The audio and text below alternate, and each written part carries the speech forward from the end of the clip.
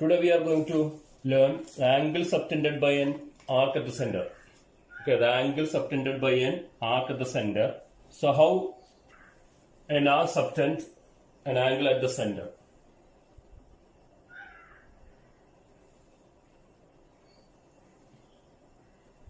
See this. A circle with center O. AB is an arc. Okay, it's an arc. See, AB is an arc, and the angle subtended by this arc is angle AOB. Okay, the same angle is subtended by the chord AB. AB is a chord, then this AB is an arc, and the same arc and the chord having the endpoints of this arc subtend same angle or equal angles at the center. Okay. Then, suppose one more arc is there, CD, and which is equal to AB. Then, the angle subtended by this CD is angle COD. Now, when arc CD equal to arc AB, then we can say that the angle subtended by them, angle AOB and angle COD, are also equal. So these are the angles subtended by an arc at the center. Okay, same as the chords at the center, subtended by chords at the center. Both are same. Okay, so when two chords are equal, their arcs are congruent, corresponding arcs are congruent. Suppose when AB equal to CD, AB and CD are two equal chords, then we can say that arc AB are equal to arc CD. Okay, so when arc AB equal to arc CD, then we can say that AB equal to CD. So that is a property. Now let's go to theorem 10.8. That is very important theorem, and you have to study proof also. Okay, so write down this theorem and its proof.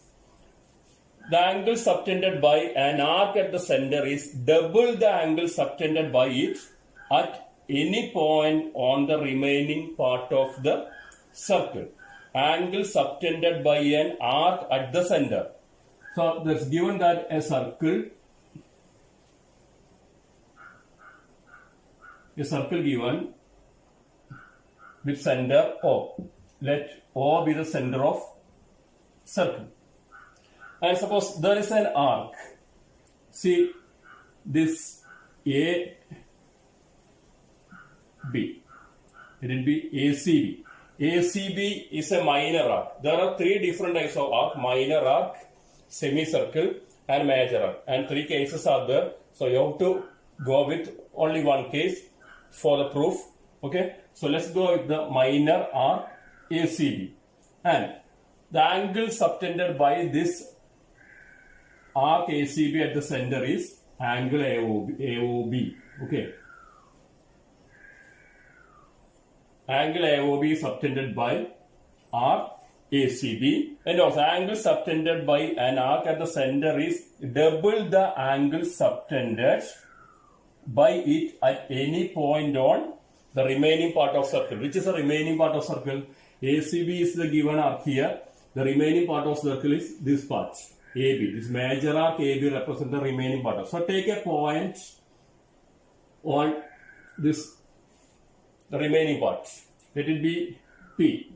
P be a point on the remaining part of circle, and join PA and PB.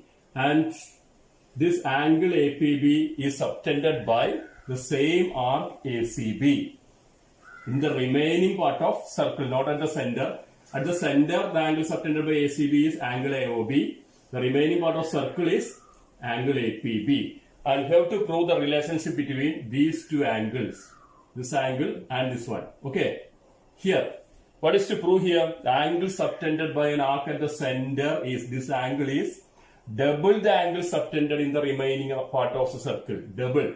This angle is double of this one. Angle AOB is double of angle APB. That is to prove. That means angle AOB equal to 2 angle APB. So when angle AOB is 60 degree, it will be 30 degree. Okay. because this is double of this one. Okay, this central angle is bigger than this angle. Okay, angle subtended in the remaining part of circle. So when it is 25, it will be 50 degree. When it is 50 degree, it will be 100 degree. Okay, so that is a relation. So we have to prove that relation. Okay, so what is given here? So let's start. What is given? Given. First given, then to prove, etc. Given a circle with center O. Okay, and arc ACB. This is represented by arc ACB. Okay, is a minor arc. To write the arc, draw like this, a smaller arc on ACB. Is a minor arc. Minor arc. Angle AOB is the angle subtended by arc ACB at the center, and angle APB is an angle subtended by arc ACB in the remaining part of circle. Okay, so angle AOB is an arc subtended by ACB at the center, and angle APB is an arc subtended by arc ACB in the remaining part of circle. Many angles can be subtended by arc in the remaining part, but only one angle can be subtended by ACB at the center, because only one center is there. But on the remaining part, many points are there. From A to B, infinitely many points are there, so many angles can be subtended. So take one of the points from those. Okay. Now this is given. So what is to prove? What is to prove here? This angle AOB equal to double angle APB. To prove angle AOB equal to 2 into angle APB. This is to prove. Angle AOB equal to 2 into angle APB. Okay.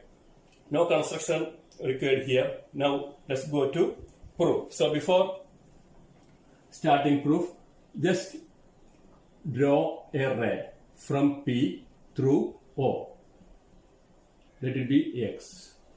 Ray PX. Draw. This is not construction. Just write the step as draw ray PX through O.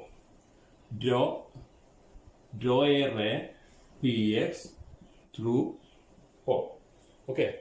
Now we have two angles are formed on AOB as well as on APB. 1, 2. Here also 1, 2. That will be, these angles be A and B. Okay. It should be 1, 2, and let these angles be 3, 4. Okay, so these are the angles formed.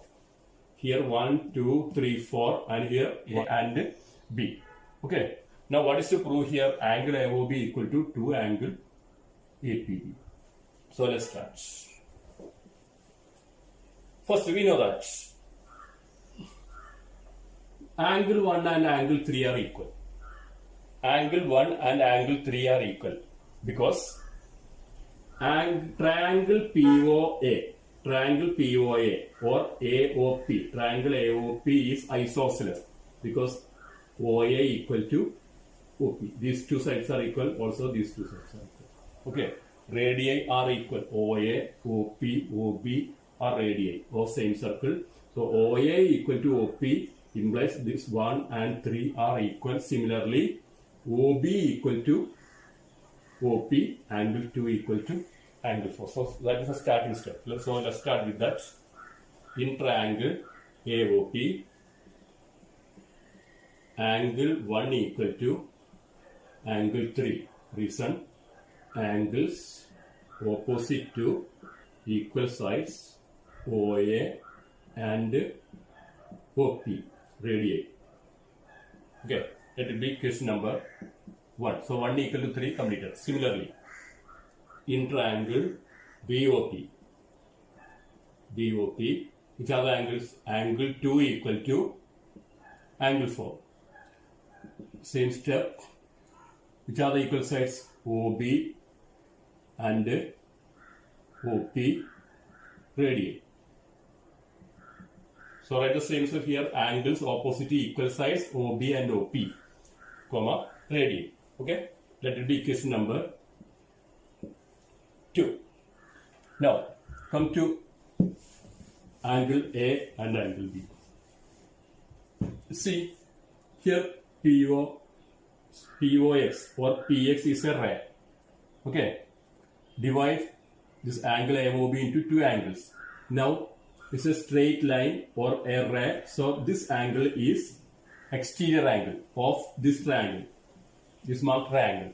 A is exterior angle of this triangle as well as B exterior angle of this one, this cross triangle.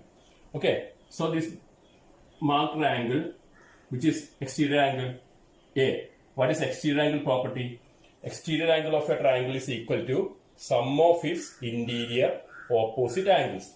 So, if the interior opposite angle of A is 1 and 3, because this is adjacent angle, this is adjacent, and these are interior opposite. And 2 and 4 are the interior opposite angles of B. Then we can write as A equal to angle 1 plus angle 3 and B equal to angle 2 plus angle 4 with the help of exterior angle property. Now let's start. By exterior angle property, we have A equal to, which are exterior angle of A, 1 and 3, angle 1 plus angle 3. Okay, A equal to angle 1 plus angle 3. Now, which is equal to, just change this, because here we require angle AOB and angle APB only. So, with the angle AOB, A and B are there. Those are required. With the angle APB, 1 and 2 are there. So, 1 and 2 form angle APB. 3 and 4 are not required here. Okay, so change this 3 and 4. That means replace 3 and 4. We can know that 3 equal to 1 and 4 equal to 2. So 3 can be replaced by 1 and 4 replaced by 2. So convert this as angle 1 required angle plus angle 3 is not required, but angle 3 equal to angle 1 from the equation 1. That will be angle 1 itself. Okay, so angle 1 plus 3 becomes angle 1 plus angle 1 equal to 2 angle 1. Okay, that will be equation number 3. Reason from 1. From equation 1 we got 3 equal to 1. Similarly, B equal to B. Here are opposite angles of B, 2 and 4. Angle 2 plus angle 4. Here 2 is required, 4 is to be replaced. Okay, 4 should be replaced by 2 because 4 and 2 are equal to angle 2 plus angle 2 equal to 2 angle 2. Equation number 4. Okay, same from 2. Okay, now we have A equal to 2 angle 1 and B equal to 2 angle plus 2. Now what is to prove here? Angle AOB equal to 2 angle APB. Now go with angle AOB. So let's continue. We have to find the value of angle AOB. Now angle AOB equal to, we know that angle AOB is A plus B. Okay, A plus B is angle AOB, which is equal to, what is A? A is 2 angle 1 plus, what is B? B is 2 angle 2. Reason from 3 and 4. 3 and 4. Okay, now continue, which implies angle AOB equal to 2 angle 1 plus 2 angle 2. Here 2 is common. So 2 bracket 1 angle 1 plus angle 2 inside bracket. Okay, after taking common factor 2. Now 2 into, what is 1 plus 2 from the figure? Angle 1 plus angle 2 form which angle? 1 and 2 form APB into and 2 angle APB. Okay, 2 into angle APB. Now completed. So hence proved angle AOB equal to angle APB. So that was to prove. So hence proved. Okay. So theorem completed. So I study this theorem very well. Hence proved. Okay. So that theorem 10.8 completed. There are three cases. So we used only one case here, that is ACB as a minor arc. Now two more cases are there. Let's go through that cases. Okay, so no need to write those cases in your proofs. So let's see here, see this, the other cases. Next, first case, we consider ACB is minor. Second case, ACB. So consider A and B and see here. ACB is semicircle now. Okay, so the angle is, this is the angle. Now take angle P here, join. Okay, now again join, draw a line through here, X. Now A, B, angle 1, angle 2, this is angle 3, angle 4. No, we know that 1 equal to 3, 2 equal to 4. Okay, A equal to 1 plus 3, that is 2 angle 1. B equal to 2 plus 4, 2 angle 2. Add A plus B. A plus B equal to 2 into angle 1 plus 2 into angle 2, 2 common. So 2 into angle 1 plus angle 2, that is 2 angle APB, and same step repeats. Okay, now what type of angle formed here? Okay, it's a straight line. We know that AOB is a straight line here because it's a diameter. To be semicircle, it should be diameter. Okay, so AOB is diameter. So the measure of this angle is 180 degree. Okay, now what will be measure of this angle? It will be 90 degree because 180 divided by 2 is 90 degree. Half of this angle is this one. So the angle in, this is called angle in a semicircle. Angle inscribed in a semicircle. Okay, angle subtended by a semicircle in the remaining part is 90 degree, or angle in a semicircle is a right angle. Okay, so write that property also. Angle in a semicircle is a right angle because this angle becomes 180 degree. So half of 180, this is 90 degree. Okay, angle inscribed in a semicircle is always a right angle. Next, one more case is there. That is when the arc is major.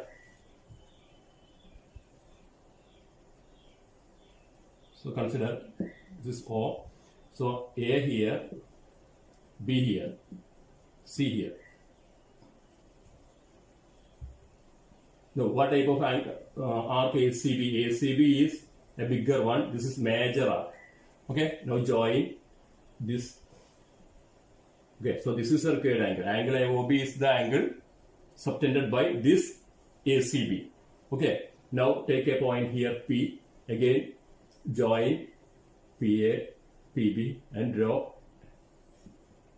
POS. Now again A, B, 1, 2, 3, 4. 1 and 3 equal, 2 and 4 equal because OA equal to OB equal to. That's it. A equal to 1 plus 3, that is 2 angle 1. B equal to 2 plus 4, 2 angle 2. Now A plus B is 2 angle 1 plus 2 angle 2. So 2 angle APB again. So this is the third case. So no need of writing that cases. Okay. Now we have a new property got from the second case. Angle in a semicircle is a right angle. Now that over. With the help of the above theorem, we can find out the relationship between the angle subtended by an arc in the remaining part of circles. There are infinite number of angles can be subtended by an arc in the remaining parts of circle. And we are going to find the relationship between them. Okay, see the figure. The circle, the center O. Let's ACB is a minor arc. Minor arc, major arc, semicircle. Any arc can be used here. Okay. ACB is a minor arc. The angle subtended by the remaining part of the arc is this one. Let's P, Q, R. B. 3 points on the remaining part of circle. And join AP, BP. Now an angle is formed, angle APB. Also join this AO and BO. Now a central angle formed, angle subtended by arc ACB at the center. Okay, so what is the theorem? Angle subtended by an arc at the center is double the angle subtended in the remaining part of circle. So this angle is double of this one. That means angle AOB equal to 2 angle APB. Okay, so now again repeat the same. Join AQ, BQ. Now and one more angle formed here in the remaining part. The name of that angle is AQB, and measure of this angle is also equal to half of this one, because this is angle subtended at the center and this is AQB is in the remaining part of circle. So angle AOB equal to 2 angle AQB. Okay, join this also AR and BR. Now which is angle form? Angle ARB, and the measure of angle ARB is same as the others, half of this angle AOB. That means angle AOB equal to 2 angle ARB. Now see the relationship between them. Each of them equal to AOB. Each, that means double of each. So double of each. 2 APB equal to AOB, 2 AQB equal to AOB, and 2 ARB equal to AOB. That means all of them are equal. Then which implies 2 angle APB equal to 2 angle AQB equal to 2 angle ARB. Okay. Simplify. Then we will have this result: angle APB equal to angle AQB equal to angle. These angles are equal. Angles subtended by an arc in the remaining part are equal. And these angles are called angles in same segment. We know that if you draw a chord, it's a chord AB. Okay, a chord divides the circle into 2 segments. This is minor segment and this is the other part is major segment. And all these 3 angles belongs to this segment. Okay, inscribed in this segment. That means they are in same segment. So a new property is the angles inscribed in same segment of a circle are equal, or angles in same segment of a circle are equal. Okay, there is a new theorem formed here. Angles in same segment of a circle are equal. Here which are the angles formed? Angle APB, angle AQB, angle ARB. Now many points remaining there. You can join them. Then we will have another angles. All the angles in same segment of a circle are equal. New property. Okay. Already we have angle in a semicircle is a right angle. Okay. Now the theorem completed. Next, let's go to the other one. Cyclic quadrilateral. Okay. New one. Cyclic quadrilateral. What is a cyclic quadrilateral? There are different types of quadrilaterals: trapezium, isosceles trapezium, parallelogram, rectangle, rhombus, etc. Okay. Now, a new type of quadrilateral is cyclic. What is cyclic quadrilateral? When a quadrilateral is called cyclic. So, see this one.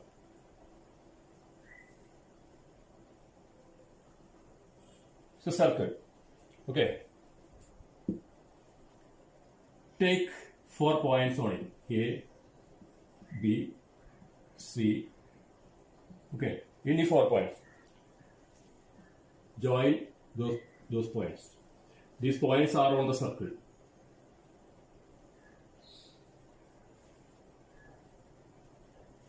Now, a figure is there. What type of figure is this? It's a quadrilateral. 4 sides are there, 4 angles are there. Okay.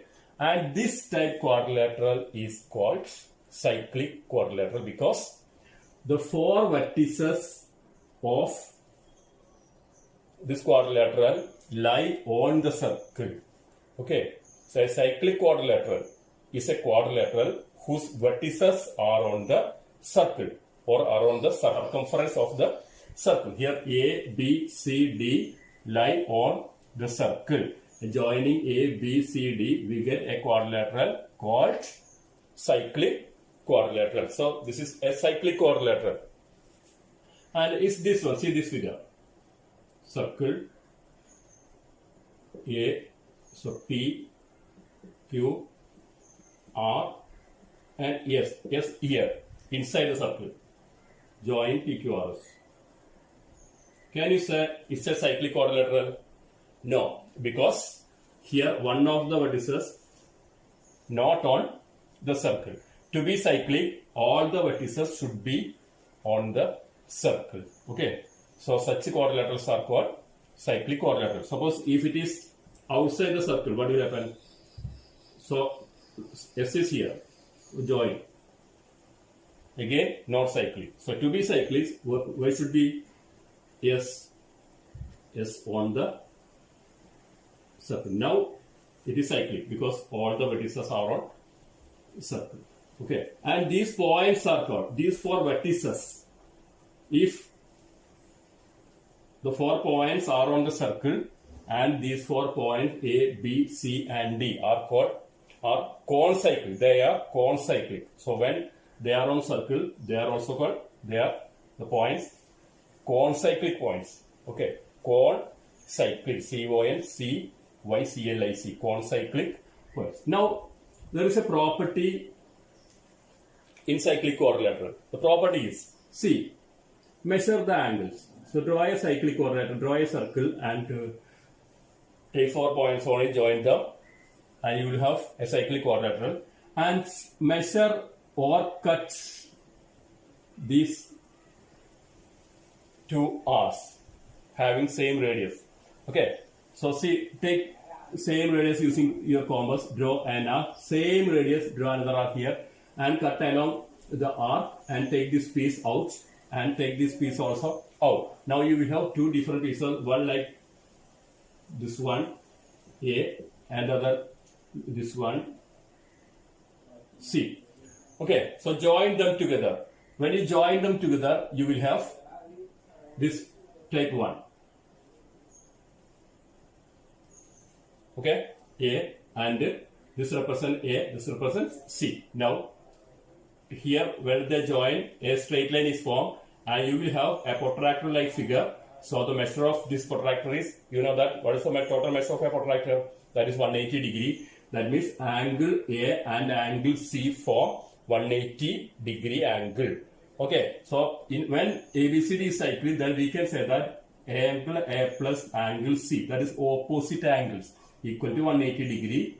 Similarly, you can use the same method here, draw arcs here, an arc here, the same radius, draw another here and cut along the arc and the sides and join them together, B and D. Then we can show another protractor like this.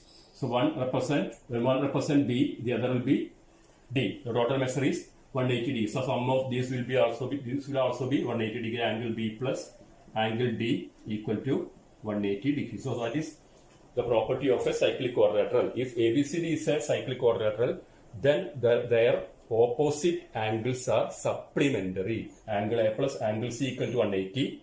Only one pair to be 180. Okay, recurred.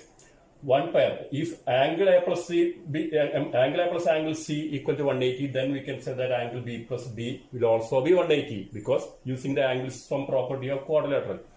In a quadrilateral, sum of 4 angles is 360 degree. So if one pair is 180, the other pair will also be 180 degree. So one pair is enough to be a cyclic quadrilateral. Okay. So this is a property of cyclic quadrilateral. In a cyclic quadrilateral, sum of either pair of opposite angles is 180 degree. You write that property, that is very important. Okay. Also, the converse of that property. If in a quadrilateral, we don't know whether it is cyclic or not. If in a quadrilateral, sum of one pair is 180 degree, then the quadrilateral is cyclic. Suppose, given that this figure. See this figure. It's a quadrilateral. Let it be PQRS.